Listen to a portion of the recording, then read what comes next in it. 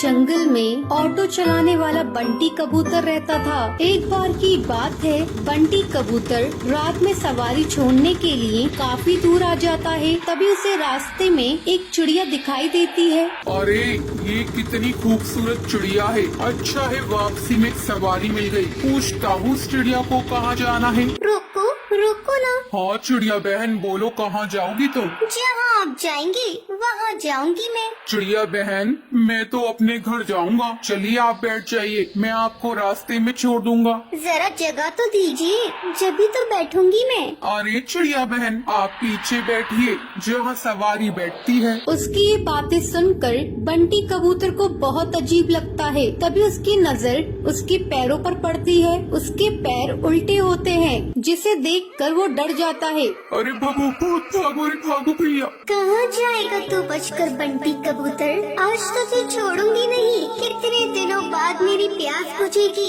इस रास्ते पर कोई आता भी नहीं था, अब तू आया है मेरा शिकार। तभी टूनी चिड़िया की आत्मा अपने असली रूप में आ जाती है। वो जोर जोर से हंसने लगती है। कभी वो गायब हो जाती, कभी सामने आ जाती। बंटी कबूतर डर के मारे तेजी से अपना ऑटो भगाता है। वो शीशे में देखता है आत्मा उसका पीछा नहीं कर रही है। वो जंगल के ऑटो स्टैंड पर अपना ऑटो रोकता है। वहीं उसका दोस्त कालू कौवा खड़ा होता है। क्या हुआ बंटी कबूतर, तू इतना घबराया हुआ क्यों है? बंटी कबूतर कालू कौवे को सारी बात बताता है। अरे पागल, इतना सुनहरा मौका हाथ से निकाल दिया तूने। उस चिड़िया की आत्मा का एक पंख तोड़ लेता, वो तेरी गुलाम बन जाती। अरे भाई माफ कर मुझे, मेरी जान बच गई, आज वो ही काफी है मेरे लिए। ये कहकर बंटी कबूतर वहाँ से चला जाता है। कालू कौवा अपने मन में सोचता है, ये तो डरपोक पागल है, इतना सुनहरा मौका गवा दिया। ये पूरे जंगल पे राज करता। चलो कोई नहीं, कल रात में उस जगह जाऊंगा और उस भूतिया चिड़िया का पंख तोड़कर ले आऊंगा। अगले दिन कालू कौवा अपना ऑटो लेकर उसी जंगल के रास्ते पर जाता है। वहाँ पर एक चिड़िया खड़ी होती है। रोको रोको ना, ऑटो रोको, मुझे जाना है। अरे भाई लगता है ये वही चिड़िया की आत्मा है, इसका पंख तोड़ लूंगा। ये कहकर कालू कौवा अपना ऑटो उसके सामने रोकता है और उसके पंख तोड़ने लगता है। अरे बेवकूफ कौवे बदमाश, तेरी हिम्मत कैसे हुई? तूने मेरे पंख तोड़ने की कोशिश की। रुक तुझे भी बताती हूँ। टुनटुनी चिड़िया पास में पड़े डंडे से उसे बहुत मारती है। अरे बहन मुझे माफ कर दो, मुझे लगा तुम एक चिड़िया की आत्मा हो। अरे बदतमीज, तुझे मैं कहाँ से आत्मा नजर आ रही हूँ? चल भाग यहाँ से। टुनटुनी ये कहकर वहाँ से चली जाती है, पर टूनी चिड़िया की आत्मा पेड़ के पीछे खड़े होकर ये सब देख रही होती है। अगले दिन कालू कौवा फिर से अपना ऑटो लेकर वहाँ पर आता है। भाई आज तो पहले उसके पैर देखूंगा तभी उसके पंख तोड़ूंगा, वरना कल की तरह पिटाई हो जाएगी मेरी। अब फिर से वहाँ पर एक चिड़िया खड़ी होती है। रोको रोको ना ऑटो, मुझे जाना है। कालू कौवा उसके पैर देखता है, उसके पैर उल्टे होते हैं। जैसे ही कालू कौवा उसके पंख तोड़ने वाला होता है, तभी टूनी चिड़िया की आत्मा अपने असली रूप में आ जाती है। डरावनी आवाज़ें सुनाई देती है। कालू कौवे आप मेरे पंख तोड़ेगा? ये ले तोड़ के दिखा।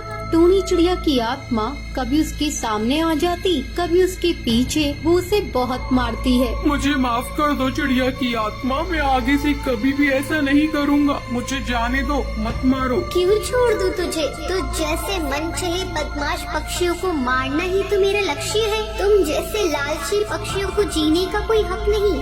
तभी वहाँ पर बबलू कबूतर ऑटो में अपनी सवारी बिठाकर वहाँ से गुजर रहा होता है। अरे चिड़िया की आत्मा छोड़ दो उसे, मैं तुमसे विनती करता हूँ। नहीं, मैं इसे नहीं छोड़ सकती। तुम जानते हो, एक बार ऐसे ही मैं इस जंगल से ऑटो में जा रही थी। उस ऑटो वाले ने मेरा सामान लूट कर मुझे जान से मार दिया।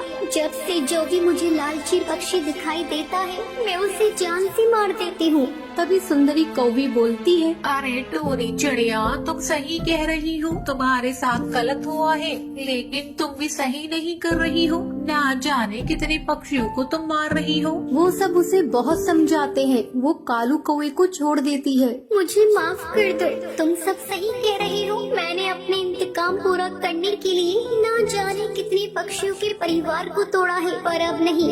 इस दुनिया में तुम जैसे नेक दिल पक्षी भी होते हैं। ये कहकर वो वहाँ से चली जाती है। टुनटुनी का पति बंटी एक कुली था।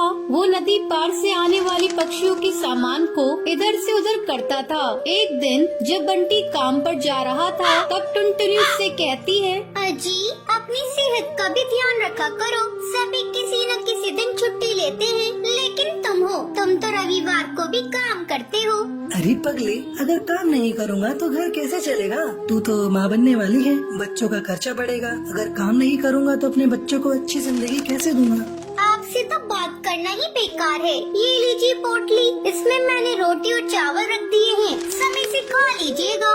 नहीं टुनटुनी, आज मेरी तबीयत कुछ सही नहीं लग रही है। कुछ भी खाने का मन नहीं कर रहा है। काम से आऊँगा तो खा लूँगा। बंटी बिना खाना लिए काम पर चला जाता है। टुनटुनी को क्या पता था कि बंटी से उसकी ये मुलाकात आखिरी थी। उधर बंटी बेहोश होकर बहती नदी में गिर जाता है और वहीं डूबकर मर जाता है। टुनटुनी भागी भागी अस्पताल जाती है।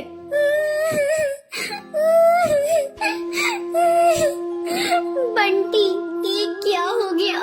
सब कुछ एक पल में खत्म हो गया। अब ये बच्चा किससे अपना पापा कहेगा? मैं तुम्हें कई बार समझा रही थी अपनी सेहत का ध्यान रखो, लेकिन तुम तो मेरी बात मानते ही नहीं। अब मैं क्या करूं बंटी? समय तेजी से पंख लगाकर उड़ने लगता है। टुनटुनी एक बच्ची को जन्म देती है। एक दिन टुनटुनी के पास डाकिया एक खत लेकर आता है। अरे, ये खत तो कड़कनाथ सेठ की कंपनी की तरफ से आया है और मुझे बंटी की जगह कुली की नौकरी दी गई है। मुझे अपनी बच्ची की नौकरी करनी ही होगी, तभी मैं उसे एक अच्छे स्कूल में पढ़ा पाऊंगी और उसे बेहतर भविष्य दे सकूंगी। अगले दिन से ही टुनटुनी कुली बनकर पक्षियों का बोझ उठाती थी। जब भी नदी के उस पार से कोई पक्षी आता था, टुनटुनी तेजी से उन पक्षियों के पास पहुंच जाती थी। बहन जी, क्या मैं आपका बोझ उठा लूं? अरे, तुम तो एक चिड़िया हो, क्या तुम इतने बोझ को उठा सकती हो? हाँ हाँ बहन जी, मैं सारे बोझ को उठा लूंगी। बहन जी, मैंने अपनी जिंदगी में इतना बोझ उठा लिए हैं, ये बोझ तो उसके आगे कुछ नहीं है। क्यों, क्या हुआ? और तुम ये तुम्हारी बेटी को साथ में लेकर क्यों घूम रही हो? तुम्हारे पति कहाँ हैं? वो नहीं कमाते हैं क्या? क्या करिएगा बहन जी, मेरी दुख भरी कहानी सुनकर रोज इस नदी किनारे पे कई पक्षी आते हैं और मेरी दुख भरी कहानी सुनते हैं, लेकिन कोई मेरी मदद नहीं करता।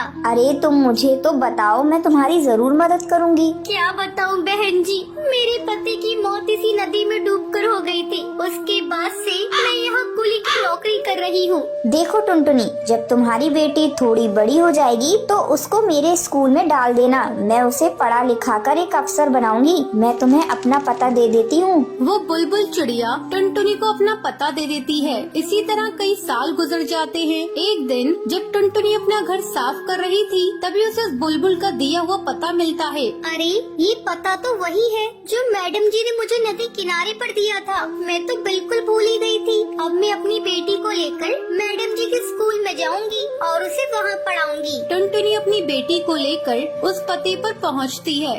आओ आओ टुनटुनी, बहुत दिन हो गए तुमसे मिले।